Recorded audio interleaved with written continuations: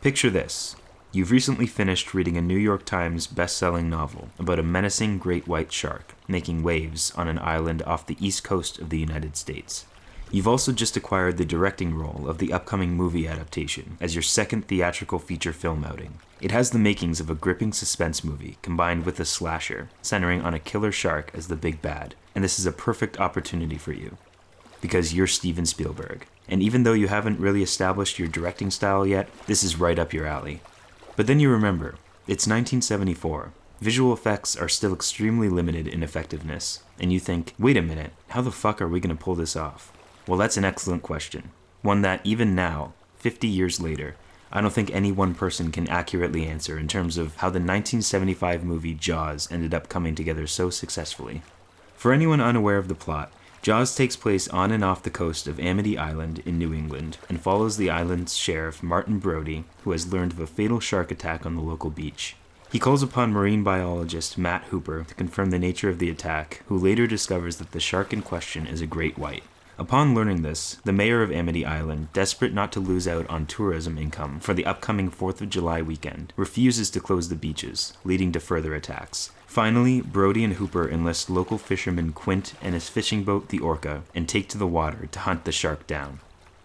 I'm not sure how old I was when I first saw Jaws, but I was definitely really young. Even by that point, the movie was around 30 years old and beyond iconic.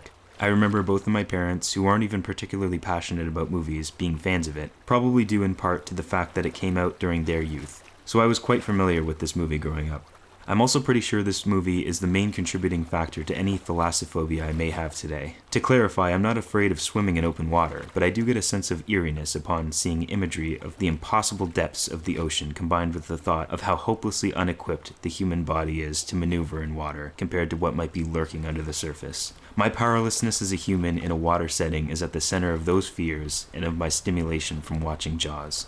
Spielberg has said that it was his intention to use the presence of the shark in this film, affectionately named Bruce, as a method of personifying the scariness of the water itself as an entity. Even in real life, water is very much a force of nature, capable of dealing immense power in both good and bad ways towards living things. I think this is played out nicely in the film, but what I really like about it is that, similar to Spielberg's later film Jurassic Park, Jaws plays with these suspenseful horror elements without actually being a fully fledged horror movie. Again, like Jurassic Park, Jaws treats its big bad not as a creature from a monster B-movie, but as simply an animal which overpowers its human co-stars. For that reason, the film allows for plenty of excitement during the course of its plot, being careful not to let the scariness of the water overshadow the adventure. There are many moments when instead of our protagonists being pursued by the shark, they are the pursuers, and the scene's music reflects the energy with a swelling score luring the audience into the chase like a worm on a hook. Speaking of music, it must be noted that while Jaws doesn't mark the first collaboration between Steven Spielberg and John Williams, Williams' score here is perhaps the first of his countless iconic scores, becoming so ingrained in pop culture that even if you haven't seen this movie, you've probably heard the score to some degree and understand what it signifies. It may be one of his simpler compositions, but it works to great effect in this simple but exciting movie. However, as mentioned earlier, the production of Jaws in the early 1970s proved troublesome to say the least. The seemingly infinite delays during shooting made the production schedule extremely unpleasant and bloated, ending after almost 160 days of principal photography. Between seasickness, sinking boats, and the general annoyance of filming on unsteady surfaces, the setbacks were numerous, and that's not even including the biggest setback of all, the constantly malfunctioning shark animatronic. Imagine taking the dinosaur animatronics used in Jurassic Park, subtracting 20 years from the technology, and submerging them underwater. The malfunctions led to the now infamous phrase, "the shark isn't working," a line which was being thrown back and forth on a daily basis by crew members during production. There were some days where nothing that was shot was even usable at all in the end. All of this sounds hopeless, but there was actually a silver lining in how little the shark worked. Though he planned to limit the appearance of the shark to begin with, it turns out that the animatronic barely working led to less screen time for the shark than Spielberg had initially intended. Now, we can appreciate this as a blessing in disguise, as the restraint in its appearance only increased the tension and served as a lesson for suspenseful filmmaking technique going forward. It's funny to think that one of the most successful and recognizable American films had such a rocky production, considering how well everything assembled in the end. Today, Jaws is generally seen as being responsible for the creation of the summer blockbuster.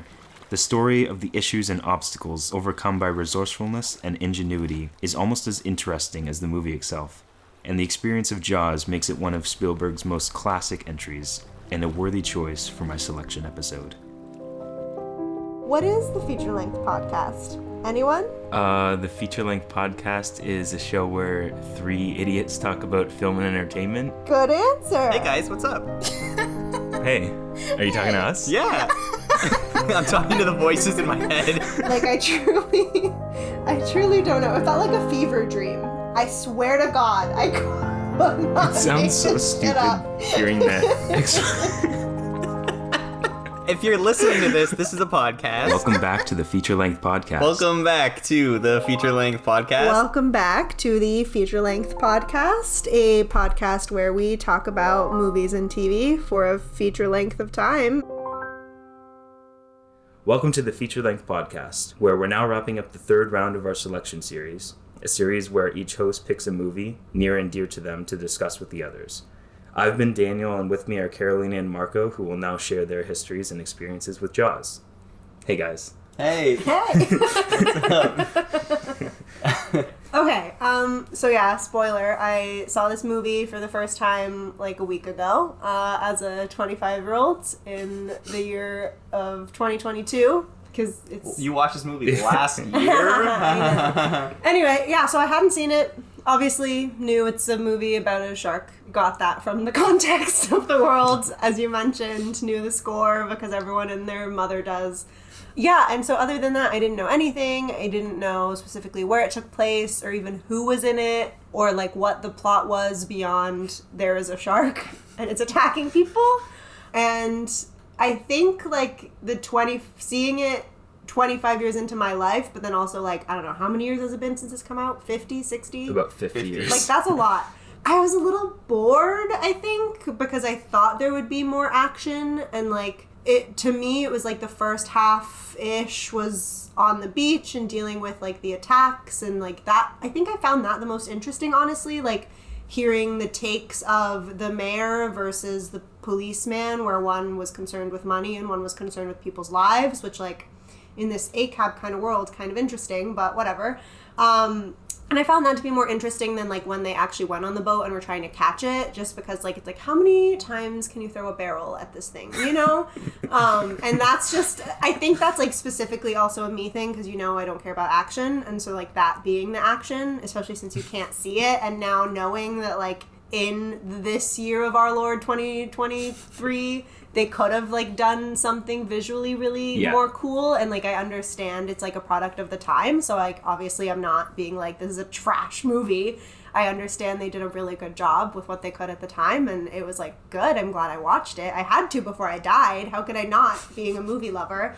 But yeah, I don't know. I was a little surprised at the structure of it and how much time was allotted to each part of the story, I guess. I don't disagree with anything that you said, honestly. Like, especially with the structure, like it is kind of weirdly structured, where it's like the first, instead of like 3 acts, it's like the first half is all the beach stuff, and then the second half is all the boat stuff. And you never even see them return after killing it, which I thought was a really interesting choice. Well, I mean, you do. They spawn back. They do, but then you don't see anyone else during the 30 seconds of credits.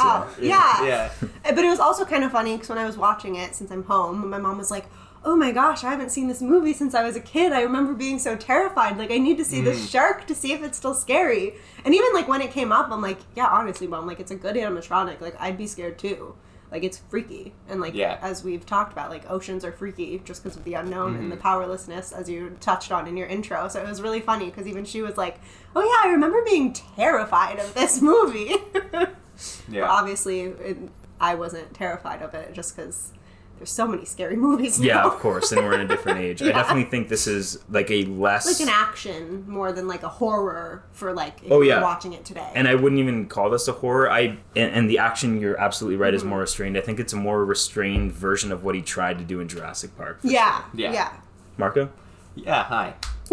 Carol, I don't know if you even remember, because you asked me yesterday if I had seen this movie before, but we kind of talked about this on New Year's Eve. We broke podcast rules, everyone. Yeah, I'm sorry. Oh. But we were drunk Dan and it came up. Yeah, and I was like, low-key, what'd you think about Jaws? All right, I'll allow it. So I've seen this movie twice. This most recent rewatch, like 2 days ago, post our conversation, was the second time, obviously. And the first time... And then I watched it one more time after that. Tonight. I watched it tonight. I watched it not that long ago, probably in like my early 20s.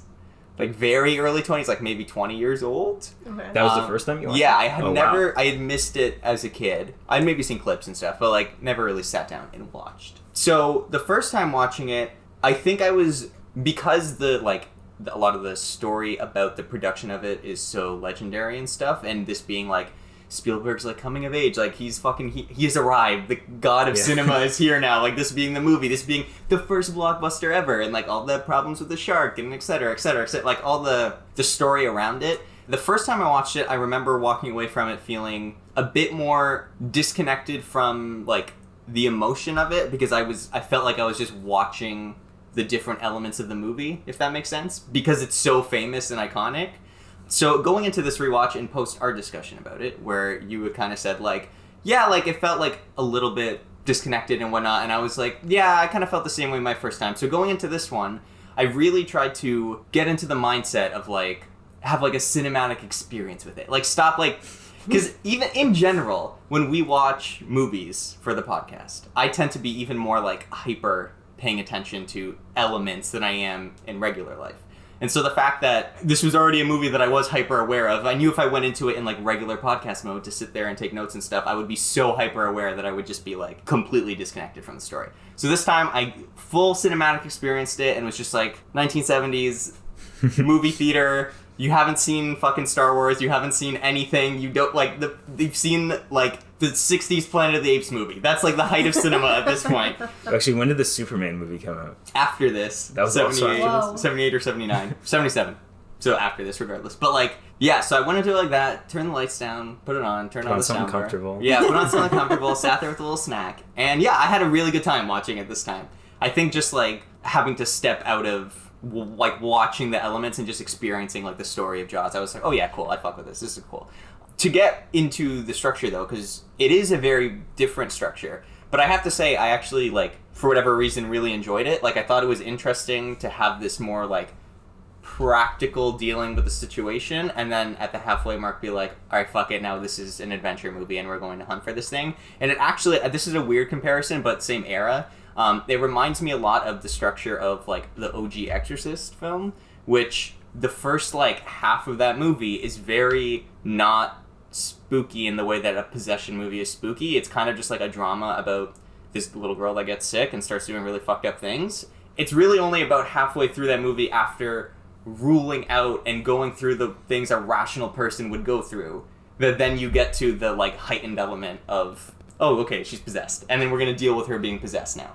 And this felt the same, where it was like the first half was like, all right, I'm the sheriff, I got to deal with this, there's politics about it, whatever, and then you get to the heightened, we're going to go on a boat with this drunken captain and fuck this thing up, which is great and awesome, but it feels earned, I think, because the first half is so like subdued and more pragmatic, which I think a lot of like modern blockbusters could maybe learn something from. It's okay to be a bit more pragmatic at the beginning, because then when you get to the crazy shit, it feels like, well, we don't have another choice. We got to do the crazy shit now. And yeah, I would say if you are coming to this in the year of our Lord 2023 and you are older and have not seen this movie yet, yeah, the first time you may be going through the motions of watching Jaws as an adult. Same way that I know you've said, Carol, you did with Star Wars the first time, where you were kind of just like going through the motions of like, yeah, I'm your father, I get it, Star Wars. But like, I think trying to see it another time and trying to immerse yourself in like the era and whatnot, and just don't worry about anything and just like enjoy the experience. Not in a this movie's bad, turn your brain off way, but in a like, don't overanalyze and ruin the experience for yourself kind of way. Like, enjoy it, and then you can talk about the fun like filmmaking things after the fact. Yeah, I don't know if we've ever gotten a chance to rant about this before, but I kind of hate like how there's now this like list, ever-growing list of these like amazing movies that define cinema history, and so you've like heard every single detail about them before even getting an opportunity to watch, and like that always takes away from the enjoyment so much, because you're never seeing it like it was meant to be seen. Like, it just really does. Yeah, like, it just takes away from everything. Like, I remember, I think I was messaging you guys last year saying I watched Psycho for the first time. Yeah. And I somehow didn't know the twist.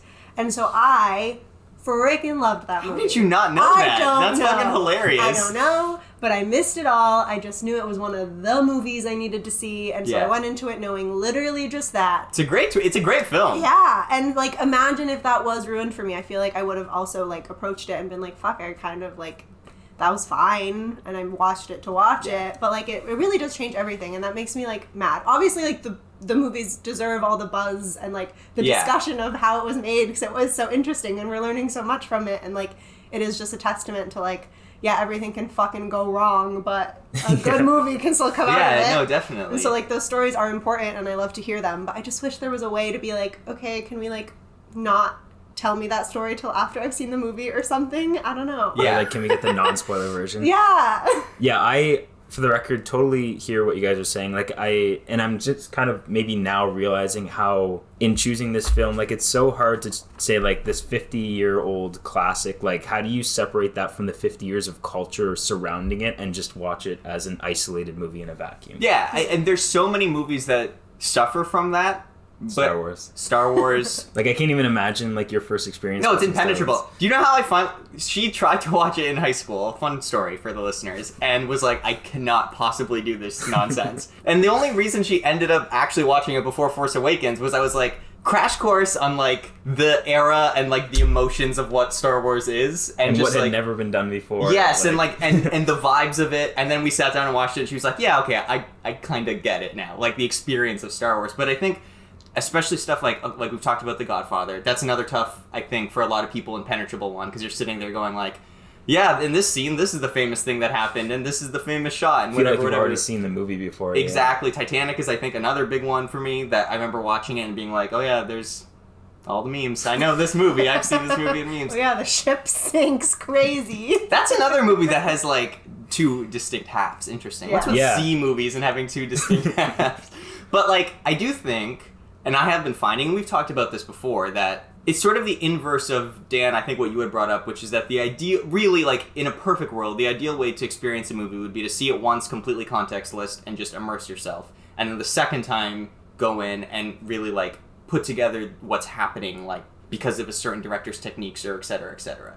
And I've found with some of these movies, including some Stanley Kubrick stuff, who I've been a real dick to on this podcast, probably deservingly so, he's an asshole. Yeah, he is. But a lot of the movies that I talk shit about, because I'd only seen them once, I recently ended up going back to watch a second time for other reasons, and I was like, okay, like, now that I've seen it and already done the film thing of, like, these are all the things about this movie, just, like, watching the movie fully through and just being in the experience of it, I had a way better time. So it's tough for a lot of these, like, classics, but I do think if it didn't connect with you once, just as a general for the audience, and even I'm trying to do this more, like, give it some time and then maybe give it another go, because I think it's just a tough thing to get that context out of your head. So you kind of need to go through once and get it out of your head, and then hopefully, if you ever end up watching it again, the actual experience of it comes through a little bit more. Well, yeah, especially that's the frustrating thing. It's like, yeah, there's a reason that all the context exists, because, like, usually it is genuinely a good movie. Yeah, so, of course. Like, Yeah. Not that, like, if you dislike it, you're wrong, but, like, there might be more to it. Correct. You just need to try again. Yeah, and they say that, in general, any movie ideally should be watched at least twice. One for, like, purely plot and character stuff, and then the second time to analyze all, like, technical stuff, anything that you might miss the first time around. So, like, obviously that's not going to happen every time, but it's thought to be the ideal method of viewing a film. So yeah, it makes sense to me, because I've had that personal experience. I think you guys have had too, of like going back to movies and being like, oh yeah, my thoughts have kind of like shifted or whatever. So yeah, I think especially with a lot of the older stuff, if it's like been a classic for 50 years, there's definitely a reason it's been a classic for 50 years. So give it a go. But also, we're talking about Jaws, which I'm assuming, except for me and Carol, probably most people our age have seen before their 20s. I don't know how we didn't, but like everyone else I know has seen this movie as a child. So of course. Yeah. But also, just you mentioned it in your intro, and I just don't know, what was Steven Spielberg's first directorial film? It was called I haven't seen it. I'm trying to remember what I just saw it the other day. It's Sugarland Express. Yeah. Oh. I've never seen it before, and Interesting. I should have, because he's my favorite director. There's a lot of Spielberg movies that I still haven't seen that I need He's to. made a lot of movies, though. It's not like a Nolan where he's only made a handful. That's true, Like, he has made a fuck ton of movies. It's also And they're all so different. Yeah, very. Yeah, he's got range for sure. Yeah. So I have like a list of topics we can talk about. Unless you guys have something you want to bring up first, is there anything in particular? I don't think so. I mean, like, there's a few technical things, but I'm sure that'll come up in the topics. If not, we can just do it at the end, so we can go through the topics. That is kind of what I want to talk about first. I should also mention, just like Jurassic Park, there was an excellent, very informative behind-the-scenes documentary for this movie that I watched. The title of the Jurassic Park one was called The Making of Jurassic Park. Do you want to guess what the title of this one was? The Making of Jaws? Yeah. Yes! Okay, see, I thought that was going to be too obvious. Is it like on the Blu-ray or something? Yeah. Oh, I should watch that then. Cool. Oh, you have the Blu-ray? I Nice. do. I should pop it in. It's longer than the movie, so... Oh, okay. That was one of the fun facts that I have, is it's longer than the movie, and I'm pretty sure the credits are longer than the movie. Nice. Like, the credits for the documentary are longer. There's more crew. That's so funny. It came out in the 90s, and it is not well put together. Like, it's not an entertaining documentary, but it's extremely informative. But just like I like my documentaries to be. yeah, Not entertaining, but lots of facts. it's mostly just talking heads with some interspersed footage. It's kind of boring. Okay, I see. But I liked it because it was very informative about the behind the scenes, and I learned a lot. Cool. So most of the information of the behind the scenes that I have is from that, or just absorbed through what Pop everyone knows culture, about pop culture. Yeah. So, but first, we should talk about the shark animatronics, because I still think with Jurassic Park it was a mix of animatronics and CGI, and they both have aged very, very well. Given the fact that this film didn't have that CGI crutch along with its animatronics, I think the look of the shark animatronic today, considering everything, is still pretty impressive. But it's really cool because they built they have a full animatronic shark. They call it the shark sled because it would ride the ocean floor. Like on wheels, and then they would articulate it underwater. They had on top of that, they had two half animatronics. So one for left to right, which was just the right side of the shark, and the other for the opposite. And then they had a bunch of like fins only. And divers would like direct the movements of the shark, especially during the scene with the cage attack. Yeah. In the documentary, you see crew members in like this, I guess it was a submersible, like with a big window to see everything that was happening. They had microphones for the divers to like tell them, okay, we're gonna do another take, like attack and then pull back and then do it one more time. Yeah. It was really, really cool.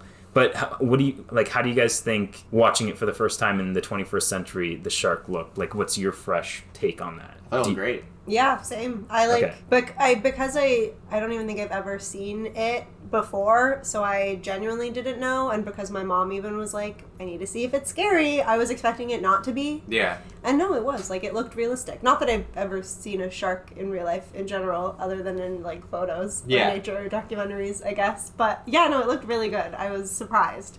It was definitely Jurassic Park level, at least. That's great. Which is crazy because it's like 20 years old. Yeah, before. no, exactly. But yeah, no, it's... I think and it's underwater. Like, yeah, I think that's the craziest part. I still don't even understand. I had to ask my mom how people plug in Christmas lights outside. So, like, the fact that they had an animatronic in the ocean, that's impressive.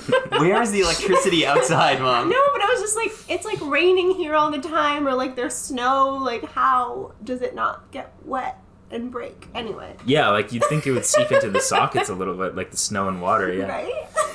No, it's fine. It's all fine. But they, on top of the animatronics, like I said, they didn't have CGI, but they did also have real shark footage, which they filmed for this movie. They were animal handling, but in the shark's natural habitat instead of bringing the animals onto set, because first of all, how could you do that? But also, like they would go out to, it was filmed all that stuff was filmed in Australia with the real sharks. So the team in Australia would go out to like the coast, and they'd basically like attract sharks to them and just have them they'd prod them with like a cage to like attack and film it. And I just think it's really cool, like being bent to the shark's will for those shots, because you really cannot control a shark. So I think that also helped the legitimacy of like the appearance of the shark in the film as well. Were those for like insert shots, or was there any like some rear screen projection? But I doubt there was any of that. No. Movie. Yeah. Some insert shots, mostly for again that cage scene. Where you needed there's just some shots you couldn't get with the animatronic, I guess, that they needed. Because one of the main things they did was, they had a cage and prodded it like bait, basically, and just like waited for the types of shots. I guess they kind of had like a shot list that they needed, but they knew that they would have to be flexible with how the shot would play out. So they're like, I guess that works for what he's calling for this scene, we'll go on to the Right, next it's thing. like the right vibe or Yeah. whatever. Yeah. So I just thought that was really cool. Yeah, that is pretty interesting. Another thing that I wanted to mention is the use of underwater camera, which they called it a water box that they constructed for a camera. Like they put the camera in a box that was like waterproof, and they said that they never lost any of the film to water damage. Wow, none of it. None of Not it. even one accident. I know, right? That's very impressive. But like, dumb question, how do you put a camera in a box that's waterproof and still be able to like See press through it? record and Oh. adjust focus and whatever? That's interesting. whatever. They didn't talk about Yeah. that, but I would assume maybe they rigged like a wire to come out I guess. and like control it that way. Yeah, because I Um, get you need to keep it safe, but you also gotta do stuff. Like, it isn't really just like press a button and go. Like, there's a lot more to it. Well, the water stuff too was mostly, besides that stuff in Australia, like with the real sharks, Yeah. the water stuff pertaining to this was mostly like half underwater, half overwater shots. People Yeah. swimming and stuff. And I have a note about that too, where Spielberg wanted lots of the camera work at water level to make that feeling of vulnerability of a swimmer. Like you can't barely see what's below you. And That came through. yeah, Yeah. definitely. so yeah, and then I also have notes about the production design. They only had 2 of the boat sets. So one of them was to sink at the end of the movie, and then the other one was used for the entire rest of the movie. And that boat, it was an existing boat that they modified the hull of because they wanted bigger windows. Like the boat that they originally were going to use for this movie had small portholes like any normal boat, but Spielberg felt that it wasn't showing enough of the ocean, and he wanted the sense of when you're in the boat to be surrounded by the ocean. Like you want to see as much of it as possible to feel like you're just alone at sea. In terms of sets, there was also Quint's like harbor house that you briefly see Yeah. where they set sail from. That was built for the movie, and that was the only set built for the movie, which makes sense because most of the movie is like just on the beach or on the boat. Like I said, it's just kind of the two halves. Everything that they built, like production design wise, including that, and also the sign, they modified that sign to be like an Amity Island sign. By the way, Amity Island is fictional; it's not a real place. So all of that had to be taken down after production because the place they were shooting at, which is Martha's Vineyard in Massachusetts, they were kind of concerned about tourism, like with all the press about sharks. Like the movie, obviously during production, wasn't the massive hit that it is now, so Right. it might be easily confused that there actually were shark worries there. Right. So they had to like take down everything pertaining to the movie immediately after they were done shooting with it. But Kind like of- now, do they talk about it in the reverse? Like, hey, Jaws This is was where filmed Jaws here. was filmed. Still no I'm sure. sharks, I'm sure. but I'm sure they must use it to their advantage now. Right? You would think. Yeah, so that was the only like set that was built, and like I said, Martha's Vineyard was the shooting location. The reason that was because that coast has a long stretch of 30 feet deep water where you can go out far enough so that you basically won't see the land and it'll still be about 30 feet deep, which was important because that's the height that was required for the shark sled. Yeah. To be just enough underwater, but also like not inconvenient.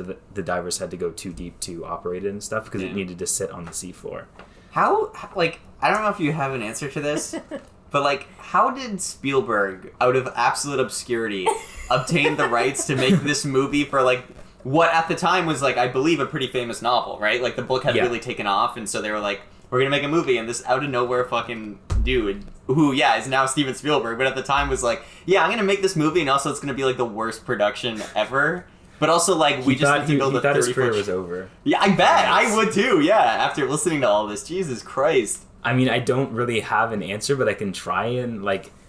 So, like I said, this is his second theatrical feature film. It wasn't his. He did like more feature length films on TV before this, so he was he was building up his name a little bit, but he obviously was not the Steven Spielberg of today or even of like the '90s. Yeah, I often think about that a lot too. It's like, first of all, the production on this is going to be impossible because we don't have CGI really yet. Yeah, of course. Also, it's like a very hot best-selling novel, so like we need to make sure we trust who we're putting on this. So yeah, Steven Spielberg seemingly comes out of nowhere, but in fact, he did his previous film, Sugarland Express, was for Universal. Oh, okay. And like the producers he was working for obviously like trusted him. That makes more sense. From that, I don't know actually what that film was about, so it's probably not even nearly about the same subject matter or filmed on water or anything, but Yeah. I guess they trusted him enough to be like, Yeah, I think you can. Yeah. You have the ingenuity. But I will say also, I had to watch a documentary about just like sound in film for one of my classes, and it talked a lot with people like Steven Spielberg and like the people who made Star Wars, just like all the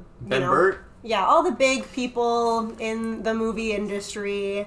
And the biggest thing I came out with from that film is just how like interconnected everyone was, like of that age. Just like everyone like went to school together or met each other at a party. Like it really was like, as shitty as it sounds, it was just a boys club. Everyone really quickly met each other, became friends, or hiring each other to do other shit. So even though it was like his second feature film, like he was friends with all the right people right away. Yeah, that period in film history is so hilarious because it is like Steven Spielberg, George Lucas, and Francis Ford Coppola are just like dicking around, and then like one of them makes Jaws, and one of them makes Star Wars, and one of them makes The Godfather, and the same hire five their friends like, to do everything forever. Holy shit! Like that is fucking wild. That would be like if each one of the three of us made like one of the most important movies of all time out of fucking nowhere. Is basically what that is. But obviously, like the film landscape was very different back then as well. But yeah, that is absurd. Yeah, like it felt the industry definitely felt so much smaller back then, and this was already like. Film had been a thing for like upwards of 70 years at that point, and even like we see the 70s as such a long time ago. That's like long been a classic era, like not classical but the classics of like film, right? But even then it was like over 70 years old. So I'll take a couple minutes now to talk about the difference between the books. The book has so the book sold really well, but it wasn't received very well. The reason was there was a lot of subplots in the book that were obviously removed from the movie. They were very weird. A few of them were the mayor's connection to the mafia. That being the like main reason of his decisions in the movie, I guess, is like because not only does he not want the tourism to tank, but because the mafia doesn't. The mafia backed him. It said I haven't read the book, but I read like a synopsis, and apparently it's like the mafia was invested in the real estate of the island, so they were monetarily invested in like tourism and hotels, I guess. It's dumb. There's a reason they omitted it. But it also makes sense because like how do you write a compelling novel just about being scared of a shark, you know? Like, it's a different medium. Yeah, visually it makes sense. You can build suspense that way, but like how many times can you write that like you're in a body of water and you it's don't scary. know what's around, like there's no music to like amp true. up the suspense. Like I don't think I'd read a book about a shark attacking a town personally. So they had to add more of that like human intrigue. I read it and it was also fine. It's also about a whale, right? It's not Yeah. about a shark. It's like me with monkeys and apes. I don't care. Yeah, just aquatic Whale, life attacking shark, things. Same thing. It reminds me though, from what I understood, both Jaws the novel and the Godfather novel were both like The Godfather was a novel? It was, and they were very, very popular, but they were considered like trashy. Like it wasn't like highbrow literature. It was more just like a beach read. Like you were just like grab it and go read it and enjoy yourself. Read Jaws on the beach. Yeah. Don't read Jaws on the beach. Which is so funny though, because then like the two movies that would come from that would be considered to be like high art of the medium that they're pertaining to. But I guess that's also like, if you're going to adapt something, you should probably improve upon it and make it the best version of it, right? So that's good.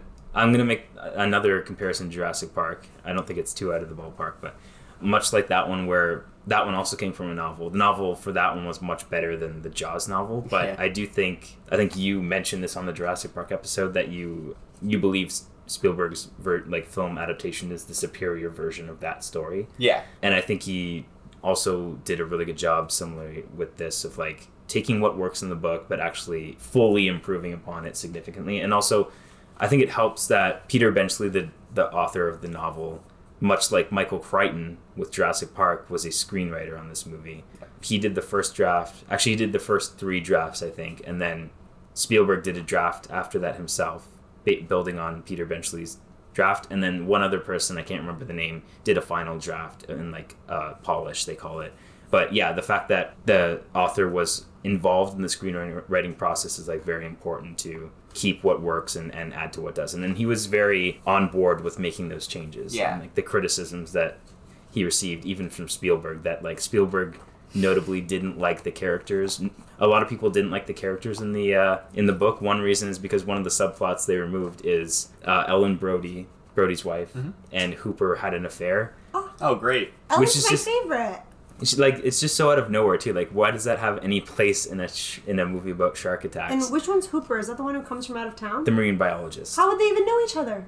They had Like, a when he- history, which is even dumber. What are the odds of that? Classic. This is absolute classic. Actually, I think to be exact, she knew or previously dated his brother or something. That's so stupid. Yeah, dumb. Especially because because he comes from out of town. What are the odds? Yeah. Yeah.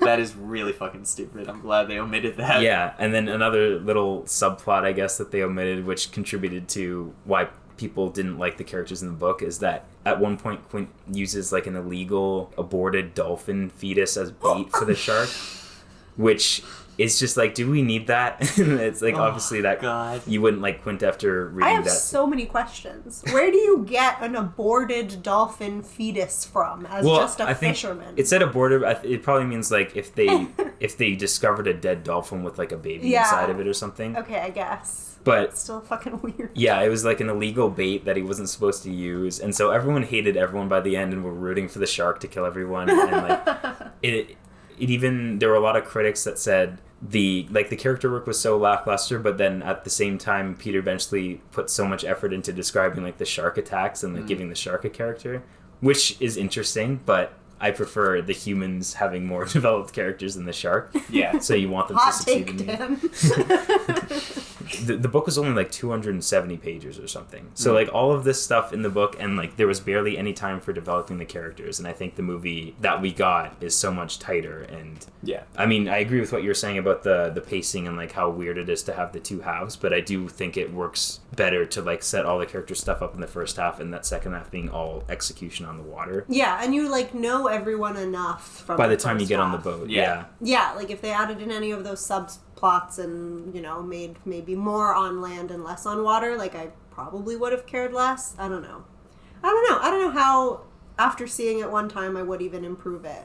Because I do agree, obviously, they needed time to do a crazy hunt of a shark. And speaking of the characters, just talking about them a little bit now, I do love the, like, how volatile the three of them are. Yeah, it's so funny. And putting them all on a boat, and That boat stressed me the fuck Yeah. out in every way. Like, the fact that just every 5 minutes there was just a fuck ton of water in it and no one seemed that concerned. That was stressful. And all the men just comparing wounds was stressful That to me, was. and getting really drunk.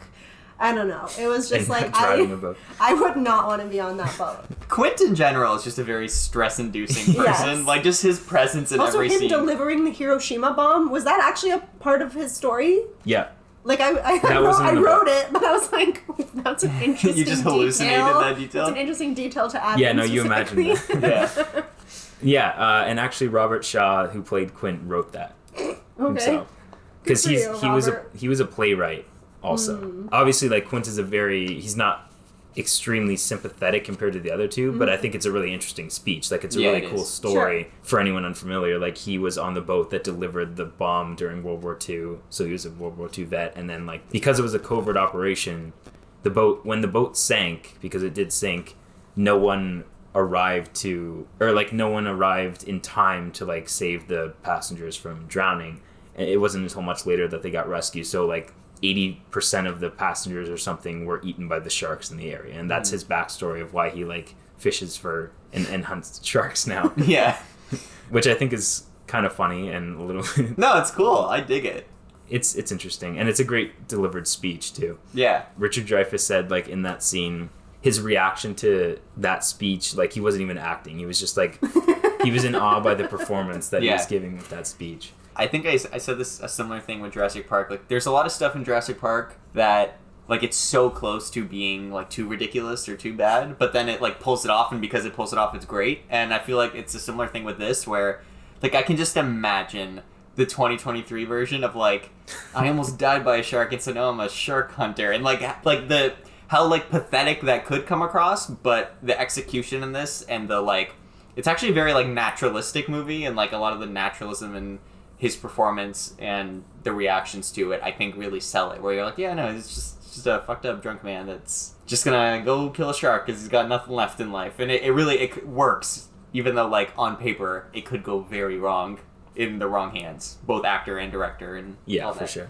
And I also think it's cool that during that speech, I think it's during that speech where he mentions like one of his friends that died was like bitten on like in the torso by a shark and dragged underwater, and that's exactly how he died. Yeah. He dies. So nice little touch. Yeah, that was brutal. One of my notes is just like feet first into the mouth of a shark. Yeah, it's pretty Yikes. fucked up. But yeah, back to just the characters. I love like the dichotomy between Hooper and Quint. Their whole like city boy versus blue collar, whatever you want to call it. I think it's very entertaining, and Brody's just kind of there in the middle of it all, like, guys. Yeah, it is. That's one thing I do appreciate is like where everyone's coming from on the boat, just because like, yeah, you have the two characters who are just obsessed with sharks for their own reasons, and then one guy who's just like, hey, I want people to stop dying. Yeah. Which obviously that's the one I relate to the most, because Well, you're a normal person. yeah, I've never wanted to hunt a shark. Crazy, I know. Yeah. But yeah, that did add for some interesting conflict when it wasn't them just throwing barrels at a shark.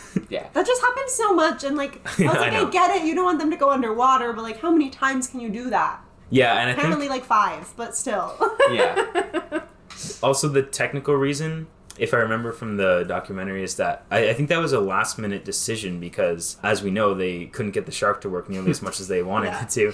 So they kind of had to create ways to represent the shark without Without us showing actually seeing the shark. That makes sense. And not just showing like water and implying that the shark is there. So they made the idea of like, if we attach this thing, and also it makes sense for a fisherman to want to be able to like see the animal from above the water, from their territory, right? Yeah. It's kind of cool how like, although they do it quite a bit, but those sequences of getting the knot tied in time and then getting it on the shark and seeing like, you think that they're succeeding for a while, and then it like dives underwater anyway because the shark is just too powerful. Yeah. Well, like, yeah, the first and second time I did feel that. I was like, ooh, what's gonna happen? Gotta tie and untie those knots. But then just, they hit me over the head too many times. Yeah, with for it. sure. Yeah. But I also understand they had to work with what they had. The poor At the bastards. same They had time. no idea Yeah, what they yeah. were I get it. It's yeah. not their fault.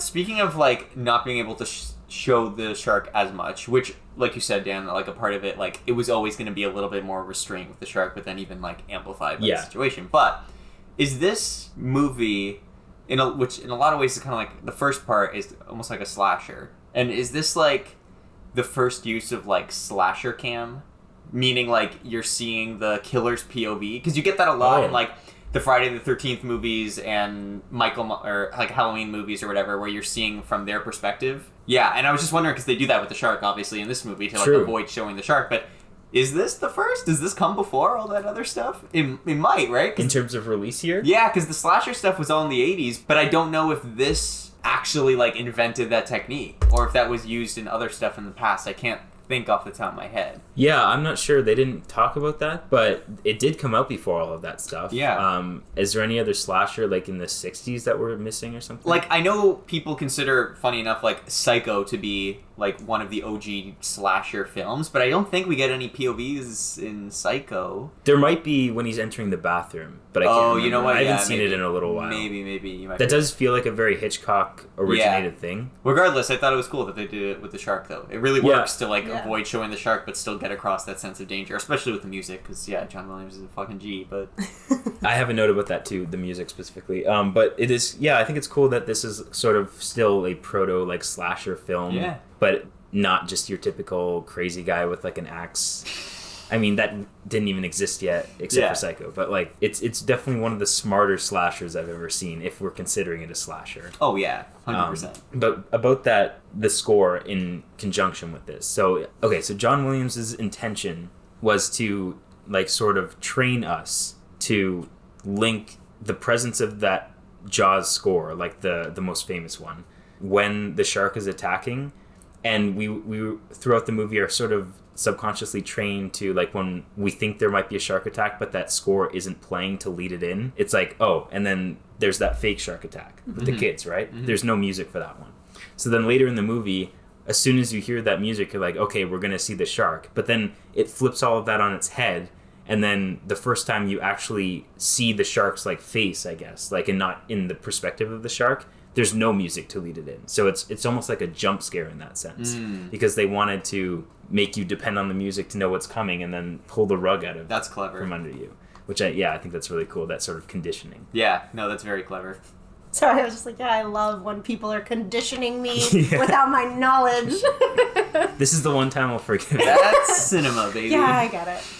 So, I mean, I guess this is the perfect time anyway. I've been talking a lot. Is there anything you guys want to bring up? Well, my notes for this were all very observational because I was watching it for the first time Yeah. and I didn't know like what the plot was going to be. So I was just like, I'm going to write notes about everything. I can Definitely. just share some of my favorites and see if they bring up Okay, a sure. topic. Sure. Yeah, so my favorite is Ellen is an icon. I don't remember why I said that. I think just because she was like so like horny for her husband and I'm like just really here for it. Just like shamelessly, Iconic. you Yeah. know? Yeah, she was just like, I'm here with this man that I love. He moved us from New York to this tiny little island town and I still love him and I'm just happy to be here with him and our children. Okay. Okay. When they first start hunting for the shark, I know we haven't really talked about any of this in order. We've just talked about That's okay. how annoying it is There's- in 2 parts. It's There's not 2 very- halves. Yeah, There's It's not very plot heavy. Yeah, But exactly. when there's like the 2 people who are like on a dock trying to get it and then the shark like rips the dock Yeah. in half, some of that shit was so funny to me. Yeah. Because it's just like, who is this shark? Like, I thought I know how sharks behave just a little bit from probably like planet Earth. But The show. Yeah, not like being alive Yeah. on it. But yeah, that was just hilarious to be like, no, this is a shark who's out for blood. Bruce and has got an destruction. attitude. Mhm. That's for sure. And also, the mayor is such an asshole. Yeah. Like, mafia ties or not, the fact that when he knows... That's not canon in the Yeah, I know. But, like, Headbanging. when he knows that there's a shark, and then he tells, like, a family with young children to be the first ones to go in the water... Yeah. Like, what a piece of shit. And know. his issue was money. Like, his beach was still full, even though people were afraid to swim. They were still going to be buying shit. I know If people were anything, still they'd buy there. more. Yeah, Yeah. I don't get it. Yeah, and why does this random, like, oceanographer know so much about human remains? Because he, like, shows up as a shark expert, which I understand. Yeah. You can be an oceanographer, love sharks, but, like, he was talking about catching that one shark, and they're like, maybe that's not it, and he was saying, like, oh, like, the jaw's not the right size, because it couldn't, like, eat Right, this, blah, right, blah, right, blah, right. blah, and he was just Good talking very in specifics about human remains, and I was like, if you study the ocean, I don't know why you know this in so much detail. So he was kind of sketchy to me. I initially didn't know if I should trust him or not. He does give off sketchy corporate vibes. Yeah. Well, I yeah, don't know he's what- the and city he just, like, boy, shows up at people's Yeah. houses, and, like, I don't know. No, he is a lot. He reminds me of Paul Reiser from Aliens, like that character, where you're like, I don't know, do I trust you or not? And then at the end, you're kind of like, no, fuck you. You were actually like, you were working for corporate the whole time. Well, but at the Oh, end, that you do guy. trust him. Well, yeah, in this, Him, yeah, it does end up working out because there really isn't like a big corporate entity, unless it turned out he was like working for the mayor, but he very clearly wasn't. So yeah, it ends up being okay. But they have a similar energy. I feel like when they first enter, where they're like the city people that are like, I Yeah, don't well, know. I think that was definitely on purpose because he is very much like the outsider on this island. But I totally see what you're saying. Okay, and I think of all my other notes, there isn't really anything that would prompt discussion, but I do just have a question of something I noticed, and I was very confused by. There were a couple of sequences, I don't even know if anyone else noticed this but me, but we were just like on the water in the boat with the boys, and there were a couple shots back to back where there was like almost like a comet in the sky, it looked like, and I wasn't sure if that Oh. was on purpose, Oh. or they like I've never caught real noticed that. comets in the sky on accident, or if it was just like some weird light thing that was picked up in the camera. Okay, so I'm glad you didn't notice it. I wasn't, but I was just like, there were two like within a like 1 minute scene, and I was like, that's weird. Was it in the background of people in the shot or just the There shot were people of in the shot sometimes. I don't even remember. I just wrote a note and I was like, why were there two comets? That was weird. But it was That's clearly weird. like a light like moving in the sky from like one end of the sky to the other and then disappearing. I've never Twice. noticed that before. Yeah, so if you ever watch it again, try and find it and see what you think it is. Oh my god, that's Fun spooky. little game. But one, just to go back real quick to you were talking about the scene where they catch that other shark, which isn't the actual Mm-hmm. shark. They catch the shark, and just by looking at it, Hooper's like, that mouth is way too small to be on the body that I examined, right? Yeah. And then what he's talking about with like the anatomy is he's talking about the anatomy of that shark, or that type of shark, I mean, being very slow so that the boy that died will still be in Yeah. the stomach. So that's why they cut open the shark and to see like what it ate. Yeah. And then not finding the boy in there, they're like, okay, so this definitely isn't the shark. Which then prompts them to go search the surrounding like dock and waters, and that's where they find the other boat crash with the great white tooth. And that's what starts like I really like summarized it in my synopsis a lot simpler than what happens in the movie, but that's what prompts them to be like, oh, this is a great white shark and we should go kill it. Time for my completely random ass notes. Okay. Here we go. First of all, I just wrote swimming with 2 exclamation marks because one of the first lines of dialogue in this movie, as the drunk woman and man are running along the beach. Oh, I forgot she shouts, about them. Oh God, I want to he kill goes, that dude. what are we doing? And she goes, swimming! And I was like, oh dear God, I can't wait for you to be eaten. Because I did remember that she gets eaten, and that was very fun. So she was a stunt actor, which makes a lot of sense in retrospect.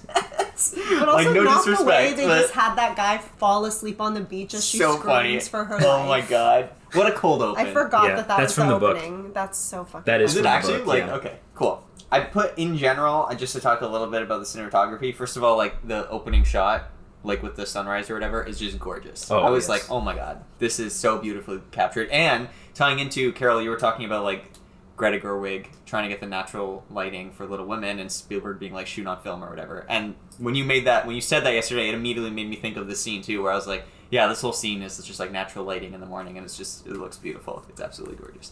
But in general, I also thought it was interesting to see like the beginning of the use of the classic Spielberg reaction shot of like having a reaction shot of the humans observing the thing that are happening rather than showing the thing happening first. So like there's the scene on the beach where the boy is being eaten, and there's like a zoom in shot of like Brody seeing him being eaten. But that it reminds me a lot like, and obviously then later on like famously he would then do that again in Jurassic Park with Laura Dern like looking stepping out of the thing to see the dinosaurs, which would And then be Colin Trevorrow would do it again in Jurassic Park Dominion. to look at some locusts or something ridiculous.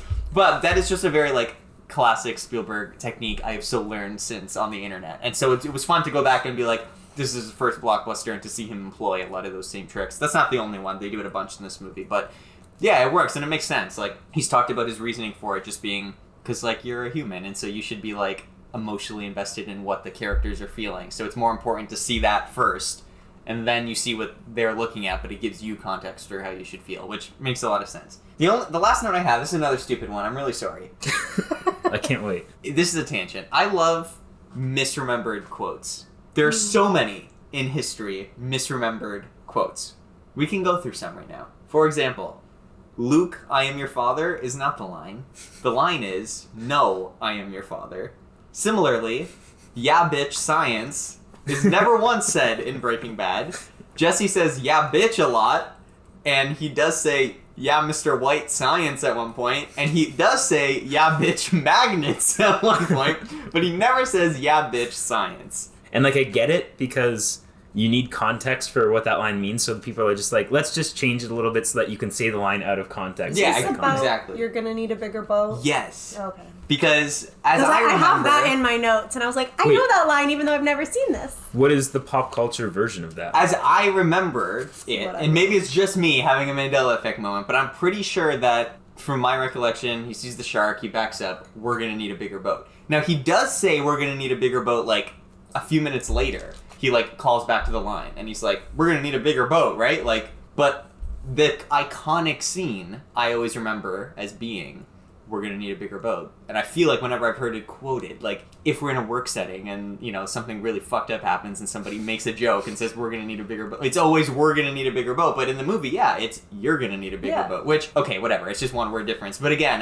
maybe it is... I think it is what you're saying, which is just the context thing. The same with the Luke one, where it's you kind of need You still Luke. get the idea. Like, if you're just saying you're gonna need a bigger boat, it doesn't really make sense without the context of Jaws, because you're like, who the fuck is this person talking to? Whereas if you say we're, it's more inclusive, and that line is also later in the movie. Maybe that's why I've always remembered it that way, or heard it that True. way. Yeah, I just thought that was funny. Also, the other one I remember, the example I was gonna give, not once in the history of Star Trek ever has anyone ever said, beam me up, Scotty. Oh. They've said, beam me up, or Scotty, like, we need to be beamed up, or whatever. They've said 1,000 million different variations of it, but nobody has ever actually said, simply, hit their button, beam me up, Scotty, end transmission. Period. Never happened. And that's the quote on all the t-shirts and on all the fucking shit. Like, everybody knows beam me up, Scotty. Shouldn't someone just write that into a movie at least or something now? I thought, for sure, because I remember this coming up when Star Trek 2009 was coming out. Yeah. It was like this big pop culture moment where like everyone fucking, because this is like when the internet existed, and so nerds on the internet were like, fun fact, nobody has ever actually said this The internet line. doesn't exist anymore. No, Back in 2009. Back in 2009. This is a radio show now. We're broadcasting this on AM radio.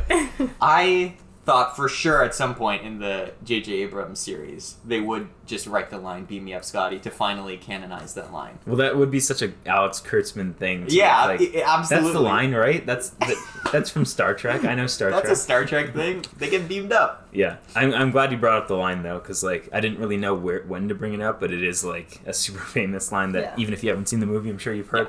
Yeah, iconic. Also, I guess they probably changed it to we because it's like now you can say it about yourself. Like, Exactly. I'm fucked. I'm gonna need a beer vote. Yeah, I know, exactly. Not you are gonna. Yeah. Anyway. It's one of those things that's just like with Star Wars. It's just easier to quote like than the actual line. Yeah. So, Yeah. But going back to something else you said about the reaction shots, I think it's been said by many people that like the reaction shot of an actor is just as important as like the action inciting the reaction, right? And then also about that scene where I think you're talking about the scene with like the dolly zoom effect where so that's first of all really well shot, but also before that, leading up to it, Spielberg said in the documentary that he wanted that lead up to that first attack to be a continuous one shot, but they just couldn't pull it off. But his workaround for that was, I don't know if you guys noticed, but there were a bunch of people on the beach walking across the screen, and he would use that match cut of someone walking in the opposite direction to make it look like there wasn't a cut, but it was cutting back to Brody anticipating what's going to happen. That's smart. And then it happens, and it feels more like a continuous one shot than if he was just hard cutting back and forth. So I think it's so like, this is Spielberg in the 70s, his second theatrical film, and the technique feels no different than like Jurassic Park era Spielberg. Yeah. The only difference is like the tech they had available and the resources they had available in the 70s and like the small crew that they had, but his skills are very apparent still, especially with what they had to work with. It's Like, do you know what the budget for this was? I don't. I assume with Universal it was probably like at least a mid-budget, or what now is considered a mid-budget movie. But Well, even like going into it knowing there'd have to be a lot of underwater shots. I know, you would right? hope that they would at least have a little bit of a budget The to work good with. thing is we have the access of the internet. So no, the internet doesn't Oh my exist god, it's anymore. 2009 again? Guys, we time traveled to 2009. Um, 9 million USD is what I'm seeing oh here. my god, that's Yeah. not as much as I would have guessed. But for the 70s. Inflation. Wait.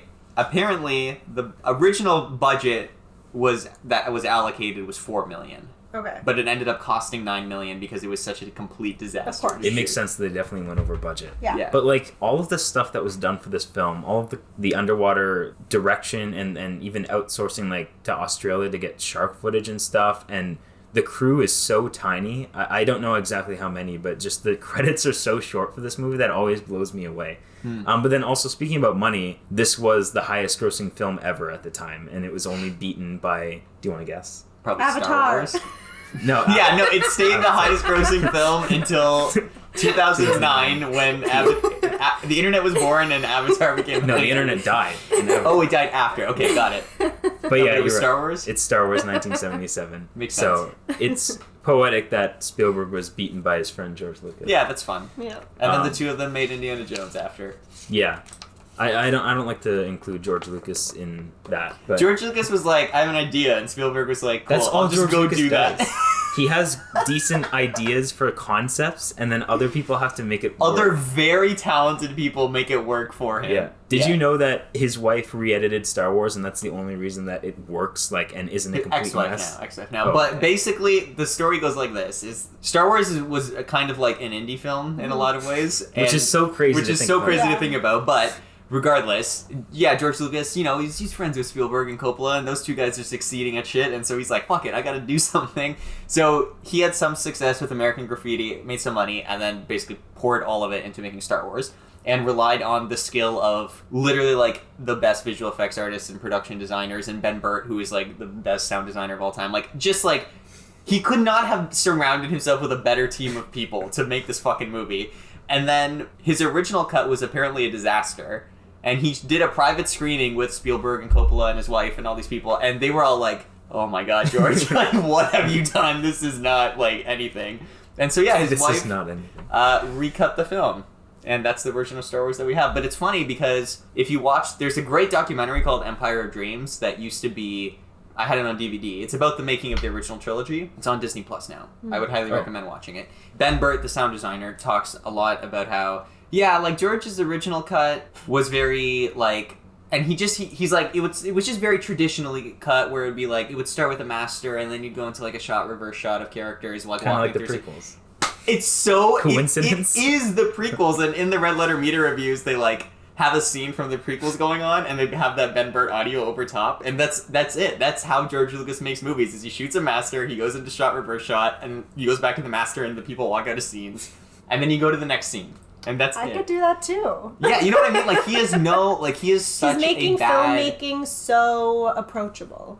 I kinda, yeah. Surround yourself with talented people and do literally the most, like, traditional bare minimum editing that you could ever marry do. someone who can edit better than you. Yeah. Yeah, and apparently it was very commonplace in that era of filmmaking for the editor of the film to be female, because so many women in the industry, like, they wanted to be directors, but they unfortunately were not given those opportunities nearly as much as men. So most editors, like, you go back and look at like 10 films from that era of filmmaking, just in that general time, and I'm sure like 9 out of 10 of them will have women editors. Most Very of the, common. like, a lot of very famous male directors, if you look at it, have had like long working relationships with like the same female editor. So like Martin Scorsese, for one, has worked with the same editor forever. I think she recently passed away, but like she cut everything, including Goodfellas, but like so much of his shit. And same with Quentin Tarantino, he worked with the same person.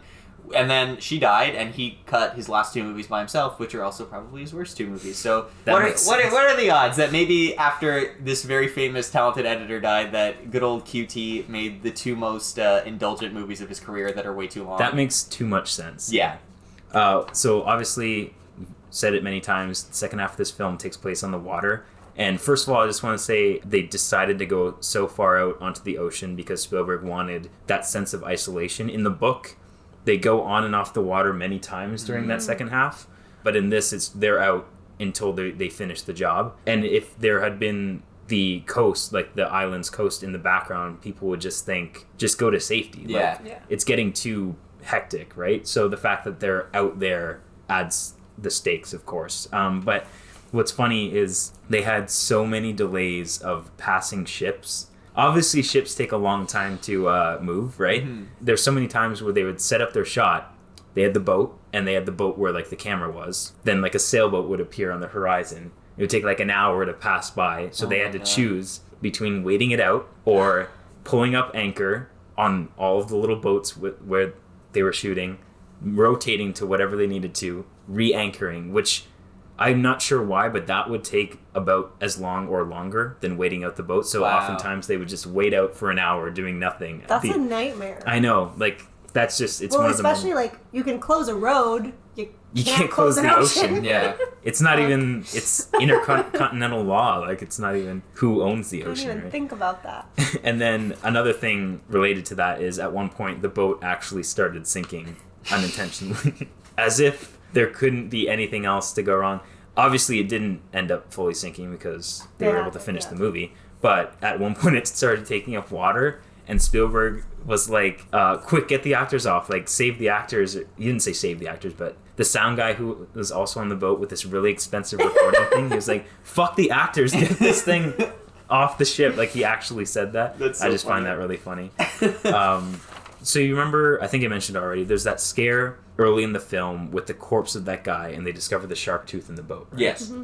So that was a late addition to the movie. It was in the book, but it wasn't added to the movie later. What's really cool is before that was included and they showed test screenings of the film without that, the first time you see the shark got a huge reaction of like screams and stuff by everyone in the audience. Excellent reaction. And then Spielberg like decided he wanted to include that scene in question, so he recut the film to the chagrin of the producers who were like, it's good, like it's perfect, just leave it.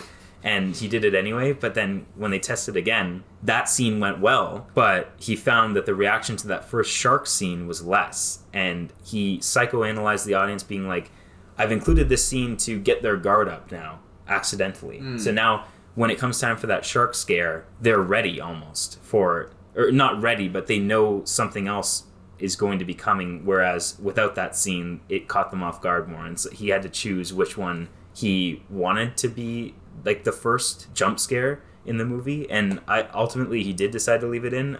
So I'm not really sure. I would have thought that the first one he wanted to be the jump scare was the shark related one and not the corpse related one, but I just think that story is really cool of like the psychology of what adding that scene ripple effects throughout the entire rest of the movie. Like it affects the first jump scare you see, it affects how edge of your seat and on guard you are for the rest of the scares going forward, which I just think is really cool for horror filmmaking in general, just thinking about that as you're crafting your scares. So I have a question that you may or may not be equipped to answer. I don't Okay. know. How the shit have there been so many sequels to this movie? When this movie ended, and I was like, there's like 4 sequels to this movie, I truly sat there and I was like, how do you make a sequel? how do you make a sequel? And then how do you, like, make more sequels? And also, why? And have you seen any of them? Yes. I've seen, Because I know there's Jaws versus Kraken was the latest one. I think. I've never Is literally. there actually a Jaws I think versus that literally came out this year. Oh, okay. Yeah. Great. No, I've seen... Great. Okay, so all the sequels are bad. Don't even bother watching them. As Like, I've do they heard, yeah. have obviously a different shark? But do they have any of the same human characters? The second one has Roy Scheider, like Captain Brody. Okay. No one else returns. Sick. But then the rest of them are just completely different cast. Michael Caine is in the fourth one, and it's horrible. Alfred? It's called Jaws: The Revenge, Yeah. and it's like apparently it's like the kid of the original shark, and it's like it How can you even tell that? has a vendetta against the. It's so dumb. The second one, So good. while being the best of the sequels, is still it's very much the Jurassic Park situation of it doesn't hold a candle to the original, even if it's not like the worst movie you've ever seen. But don't watch them. Isn't Jaws 3 like one of those 3D ones? Jaws 3D. I haven't seen that one. Nice. I love a The good... only reason I've seen 2 is because as a kid I was like, oh, okay, let's check this one out. Yeah, of course. And the only reason I've seen 4 is for a shitty movie night, so we knew what we were getting into. Let me ask you this. Is 4 so bad that it's, like, enjoyable to watch, at least? Or is it, was like, a few not bad years ago enough? now. It wasn't the best that we did Okay. for shitty movie night, but it wasn't the worst. I think I don't even remember enough about it, which I guess speaks for itself. Yeah, I guess if it was truly hilariously bad, I would remember it You more, would remember yeah. some iconic, awful things in it. Maybe just don't bother. Yeah, But yeah, so that's the sequels, and even the author of the novel was very against, because none of the sequels have books counterparts. Okay. So he That was was a very good against, like, how do you make a sequel? Who's going to give a fuck about a sequel about a book about a shark? So, Well, if it's the shark's child...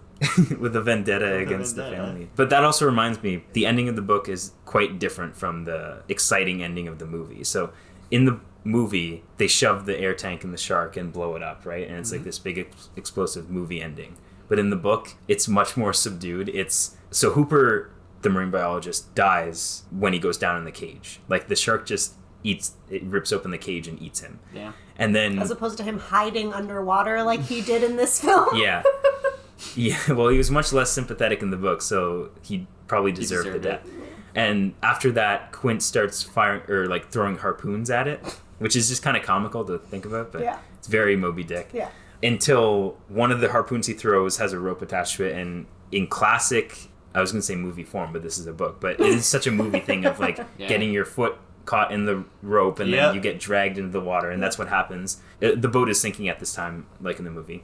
And then Brody is like floating on like a seat cushion or something, and the shark is charging towards him, and it just dies from the wounds that Quint, his harpoons, like it just That's bleeds so out. anticlimactic. I know, right? So Spielberg was like, we can't have this ending in the movie. Like, we need a new thing. And I'm really happy with what they came up with. It is a very bare bones Chekhov's gun of like, here's the air tank, and here's how we use it. But it's cool. Yeah, it very is the thing of like, those are compressed air tanks. Be careful with them. Be careful, we're gonna need them later. Well, that's We're gonna need them in the third act. When then they threw it in the shark's mouth, I was like, oh, the shark is just gonna try to bite it and it's gonna explode. But Oh, yeah. I kind of thought that too. yeah, and so then whatever. it didn't happen, and I was like, oh, it's just gonna swim away with the tank in its mouth. But It's a bomb on obviously, wheels. Yeah, then it exploded, and Yeah. it was great. They had to shoot it. But I do. I find it interesting how a lot of times, especially with more like, not that this isn't really science fiction, but like non-traditional dramatic stuff. Sure. Where there's like some type of creature, even if this is just an animal. In those types of books, the endings are all way more not theoretical. That's not the word I'm looking for, but like Strategic. they're more strategic and they're more about like an idea. They're more like idea based, where there isn't like a big moment that's the ending. Like the perfect example is War of the Worlds from H.G. Wells, which famously ends basically with the idea that like the aliens that were invading end up dying from disease because they just don't have immune systems that can deal with the Earth's like climate. And so it's like this whole thing where like they're trying to retaliate against the aliens or whatever, and all hope is lost, but then it turns out they end up just dying because they can't like live on Earth, and that's their fault for trying to invade and etc., which is a nice little metaphor. But then you watch that in movie form and it's just Tom Cruise standing outside and an alien falls over and dies, and then Morgan Freeman comes on over narration and is like, it was the bacteria that got him, and then the movie ends and it's like, what the fuck? Like it does not work at all. So that ending of just like it succumbed to its wounds It is a very book like ending. it's a very book ending, so I'm glad Jurassic they Park changed was it. the same way. Yeah, Jurassic Park is the exact same way. Yeah, because in the movie there's that big showdown in the Yeah. what's it called, in the visitor center, but in the book They get I don't like remember, picked it up was, on like- helicopters. But there's that whole scene in the visitor center where Grant's like, they set up like this poison toxin at the beginning of the book. Yes, And he yeah. dips the velociraptor embryo eggs in this poison so that when they go to pick up, like he rolls them Yeah. towards the, Yeah. he's being pursued by them in the visitor center, the Yeah, raptors. Kind of like in the movie. Yeah. And he rolls their eggs towards them because he knows instinctually they will pick them up to like bring them to their nest or whatever. And when they put them in their mouth with the poison, like that's what kills them. Yeah. It's very different, but Yeah. I think that's better than the Jaws one because at Definitely. least there's like some strategy on Yeah, Grant's part. yeah. Even Harry Potter, the last Harry Potter book, is we've talked about this. We did talk about that. Yeah, the ending very is much not a movie ending. Yeah, but they just kind of chat, and Harry's like, "Don't do Well, it, idiot!" And that's Voldemort's like, simple. "I'm gonna do it," and he's like, "No, you shouldn't, because of all these reasons." And Voldemort's like, fuck it," and then Yeah. he dies. So yeah, I mean, the book wasn't that critically well received anyway. I don't think the ending was the biggest problems that it had, but Yeah, the point is, I think the movie built upon that very well. Dan, you kind of touched on this in the intro, but I think just worthwhile repeating here at the end that it is cool that this is the spawn of the blockbuster. Like the term blockbuster originates from people being lined up around the block to see this movie. Yeah. Which, if you didn't know, that's a fun fact. That's cool. Very cool. Yeah, and I will say, like, we also didn't really do recommends because this is... because it's Jaws. Because it's like, I fucking don't know. Jaws and you've already We can seen do it. that if but- you- Yeah. I guess we No, can do I was it. going to say, like, I don't know if there's a point because, like, who... First of all, hasn't seen it, or if they haven't seen it, Us. who isn't planning Well, yeah, to there watch might be it? more people like you guys. Yeah. Yeah, but I knew at some point There in might my be life more of I us was out gonna there. watch it. That's like true, there was that's true. never a moment in my life where I was like, I'm not gonna watch Jaws. I'll you know? never watch Jaws. Yeah, I know what you mean. Yeah. So I can't imagine there is a person on earth who does think that. But if you do, you should still watch it. Like even though I didn't like love it, I still am very happy that I watched it. yeah. I'm glad. I would say too, like, watch it regardless. It is a classic, and if nothing else, like, it's just a piece of film history that you should experience, even if you're not gonna have the exact visceral emotional response to it. And if you've seen it before, if you've seen it once as like a 20-something like us, take it from me, watch it again. You might enjoy it more. You probably will enjoy it more because I enjoyed it way more this second time. So yeah, I think it is definitely a movie worth watching for anyone. And I would put it in that category though, like if there's any parents out there with young children, I would put it in a category of something like a Star Wars. Not like that you should be that young when you watch it. I mean, depending on how like tough your child is to someone getting eaten in half by a shark, but that's up to you as a parent. But what I'm saying is like, this is definitely something that I think the younger you introduce your child to it, the more I think they will get out of it because they're not going to be living in a post 50 years of history of cinema world. You know what I mean? Where like, even in 2023, if you showed a 10-year-old this movie, they'd probably fucking love this movie because they don't have the context that Carol and I have of decades of the MCU at this point, you know? So it's like, it's a very different vibe. Same with Star Wars, same with a lot of those classic movies. Like, yeah, show them the kids. That's kind of who they're designed for, is like younger kids and early adolescents. So Yeah, I'm sure when this Children. came out, the theaters were filled with like younger people. Yeah. I feel like this is one of those blockbuster. I mean, it was a blockbuster. I think to be a blockbuster, you have to have a lot of families coming in Yeah, to exactly. contribute to that. Exactly. Instead of just like all adults. You know, like rated R movies have so much less of a chance to make the money that a lower rated movie would. So Definitely. And yeah, this was rated PG at the time because there was no PG-13. If it came out today, I think it would definitely be at least PG-13, but Probably. Yeah, I would you hope gotta so. remember. it's just kind of funny to think about. Yeah, so and then my final thoughts, I guess we're kind of doing recommends. Obviously, it's my selection episode, so I would recommend it.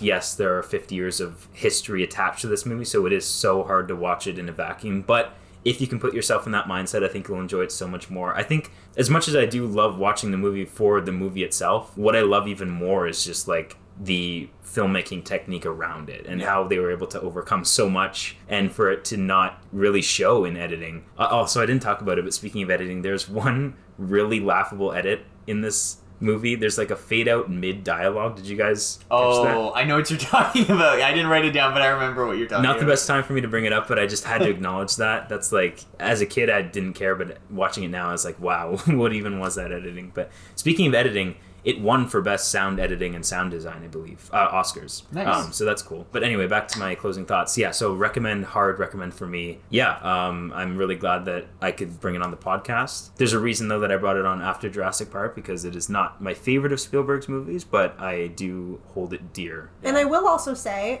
for our last selection series, you had us, I think, yeah. rank our favorites I forgot about that. of all of our Oh, shit, old yeah, okay. selections. And I don't remember if we also did it like between the three of our selections this round. So who wants to go first? Not me. Dan, you go first. I'll do Marco's first, I guess. So yours, to summarize for viewers, was Social Network, then Goodfellas, and now Mask of Zorro. And Three very different movies, but yeah. I think I can safely say Social Network was my favorite. It's just everything, absolutely everything worked in that movie for me. I remember really liking Goodfellas, but I do recall the ending was like my least favorite part Yeah. and didn't really fit as well with the rest of the movie. And then Zorro was really a great time, but I think Social Network was deeper. So my pick will be Social Network. And then for Carol's, you had Mamma Mia, Palm Springs, and Little Women. And I think I would pick Palm Springs. It was just such a tight, it was like the pacing was amazing and it was, yeah, really tight and such a great time. And then mine were Jurassic Park, My Cousin Vinny, and Jaws. Jurassic Park is literally my favorite movie of all time, so easy answer, I gotta pick Jurassic Park. Okay, yeah, I can go next. So I'll do maybe my own first. They're all also kind of different. Maybe just because of where I am in life right now, I might pick Little Women as my favorite of my three. And then, Dan, for you, I pick My Cousin Vinny. Oh, still? I really love that movie. I think about it often. I don't watch it, but I think of it with fond memories. Good. And then, Marco, I'm also picking Social Network. And I know we're just saying, like, favorites, but I don't know what would be my second favorite between Mask of Zorro or Goodfellas. I really can't decide. I thought it would be an easy... I feel like from the conversation, from what I recall, it seems like you like Mask of Zorro way more. But by the end of our conversation about Goodfellas... Goodfellas. I really wanted to say that, and I had to stop myself. The Goodfellas of Windsor. After the end of our conversation, I was thinking about the movie a lot more highly than I did when I was watching it. And even That's now, fair. in retrospect, I like it more than I did after I watched it. I don't know how I would feel if I actually sat down to watch it That's again. what I'm saying. Remember last year I said, in Yeah. a year from now, So I don't everyone's know. going to get the Either itch to way. watch Goodfellas again. Social Network is my favorite. Yeah. I haven't made up my mind about the other two. Not that it's important, but it's something I don't know. Well, with you better think about it. Yeah. Well, one day I'll have an answer. Yeah. Okay, for me, I'll start with Dan's. I'm going to go Jurassic Park just because I love Jurassic Park. I mean, My Cousin Vinny, great, obviously, but Jurassic Park is just Very like, different movie. Yeah, very different movie, and I've always loved Jurassic Park. That's also a personal favorite of mine, so. Carol, I'm gonna go Little Women, because even though I have such a goddamn problem with the structure, I just think it's great and has good vibes. I was gonna give it to Mamma Mia for the vibes, but I have to be honest, Little Woman also has good vibes, but is also like a real movie, so Yeah. I have to give it That was to... going to be my second. Like, Yeah. it's Yeah. definitely the most important of the three. Mamma Yeah. Mia was an easy last place for me. Like, I love Mamma Mia, but it's gotta be Little Women, because it just has it all. Now, for mine, it's gonna be Social Network as well, but I also don't know between Zorro and Goodfellas at this point, because both of them are movies that I continually will just, like, get the itch to be like, I want to rewatch this right now, and then I will rewatch it and be like, I fucking love this movie. But I do that with both of them. And I think watching Zorro so recently, I was like, Zorro's great, but my sister just texted me and she was like, hey, we haven't watched Goodfellas in a while. It's been like a year, you want to watch it again? So, like, yeah, I don't know which one. Now it's going to happen every year and it's going to sway your decision. Exactly. So this is such a goddamn problem. And it's funny because they're so different. They're also. so different. They are so different. But they also, I think, are both, like, a nice combination of humor and a dramatic, like, undercurrent. I think that's what I like about both of them, is that nice mix. But, I mean, yeah, Social Network. Of course I'm going to pick Social Network. Although, I am, like, somewhat out of my Sorkin era, but, like... Really? Not in, like, I regret his work or I don't like it. Like, I obviously still love it. It's still my favorite, but I just haven't been, like, endlessly rewatching all of that as much as I have been some other stuff, like Zorro or Goodfellas recently. Yeah, actually, even just thinking about it, I kind of want to watch Social Network again, because it's been, like, 2 years since the last election, so I probably should watch that soon, and I might rewatch West Wing. All of it. At least the first 4 seasons. Or maybe I'll wait until after Lost, and then maybe I'll make that my next selection. We can all do shows. We should do shows. That could be the theme of next time. Because you've been telling me to watch The West Wing anyway. Yeah. Do you have some ideas for a show you might want to do? Of course I do. I have too many ideas. Oh my god. Throw them out there right now. Schitt's Creek is definitely one. That's up there. Oh yeah, we already started watching up that. There. Yeah. Well, we've already done Fleabag, which is my ultimate. That's true. All ultimates. We don't have to announce. Yeah, yeah. But I like that idea. That's a good idea. I'm almost done season 1 of Lost. Still haven't touched West Wing. That's fine. Actually, I do have one more thing that we could include in this if you want, since we were talking about, like, picking our favorite of the selection so far. But, like, so of the 3 series that we've done, which overall series have you guys enjoyed prepping for the most? Oh, prepping for, okay. Or I guess, like, prepping for the discussion, the whole series itself. Not necessarily, like, which 3 films do you think are the best trifecta, but which series have you, like... Did you enjoy the most as a series? I think the second one. Because I think the first one, even though I think I liked all of, like, the movies the best, if I had to, like, rank every movie and pick, like, which set of 3 was my favorite, it would be the first one. Yeah. But I think I liked the prep for the second one just because, it was, like, I think one of our first times recording everything all together. And, like, I did enjoy all the movies and hadn't seen either of them, which was exciting for me. Oh, yeah. That was the theme of that one, was all of us picked movies the other 2 hadn't seen. Yeah, and I really liked that aspect of it. So I think I'd have to go with that one. I have to pick the first one just because the energy of the new series. Like, we're like, we're creating a sub-series. We're so cool. We're like an actual show. So just because it was a new thing. Yeah. And also I liked the combination of movies. Not as a triple feature with each other. But no. It was cool. So I think I'd probably say the first one because it was just so different from the other 2. I think I have to pick this one. So we've all now picked different ones. One of each. Nice. But I will say, like, I think just thinking about the movies, like we've all said, the first one to me, if you were to line up the 3 triplets of movies and be like, watch these 3 movies, I would probably pick the first one, just because they are all movies independent of this podcast that I have watched and enjoy watching. Yeah. But there was something about the vibes of this one that it was just like, not just like good to prep for, and not only did I enjoy watching them and have seen them all before and stuff, but I thought the conversations for them all were very interesting, and they all had a lot of like interesting history or fun facts or et cetera, which made that part of it really, really fun. And then also like getting a new perspective on Jaws, or with Little Women, like coming back to it now removed from the play and actually seeing it as like its own experience for the first time and whatnot. So yeah, I think for whatever reason, this one for me ended up being my favorite. But that's interesting that we've all picked a different one, so that's fun. Nice. I think I did learn the most this time, so that makes sense. All right, well, thanks for listening. We'll wrap it up now, but thanks for tuning in. Thanks again for listening to the feature-length podcast. If you enjoyed this episode, it would mean a lot to us if you liked this video or audio. Give us a rating and review if the platform you are listening on allows that. If you want to stay up to date with the latest episodes of the podcast, you can subscribe to our YouTube channel. Make sure you hit the bell to be notified when we post a new video, or follow the podcast on Spotify. If you want to connect with us directly, you can follow us on Instagram at featurelengthpodcast, or even send us an email at featurelengthpodcast@gmail.com. Catch you on the flip side.